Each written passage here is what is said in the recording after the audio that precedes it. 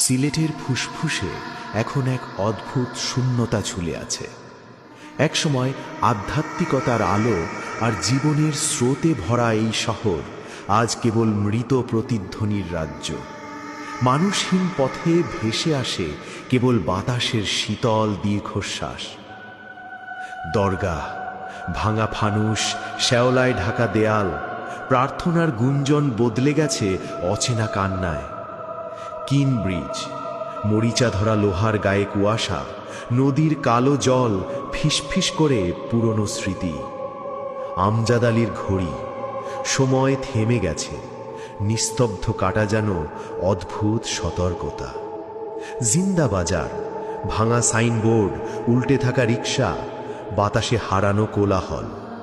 Hasan market, খালি করিডোরে অদৃশ্য পায়ের শব্দ, অন্ধকারের গন্ধে ঘেরা।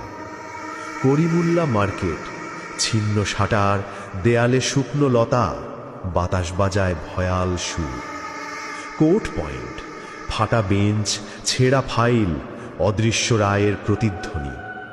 জেলা দায়রা জজ আদালত, নীরব প্রাঙ্গণ, বাতাসে অজানা বিচারহীনতার ছাপ।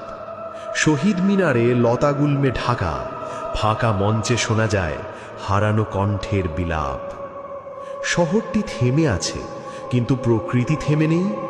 পিচের ভিতর থেকে গজিয়ে ওঠা গাছ, কালো পানির স্থির আয়না, আর ছাদের উপর জন্মে থাকা বুনো লতা বলে দেয় মানুষের সব জয় ক্ষণস্থায়ী। শেষ পর্যন্ত প্রকৃতি এবং হয়তো অজানা কোনো অন্ধকার চিরকালীন।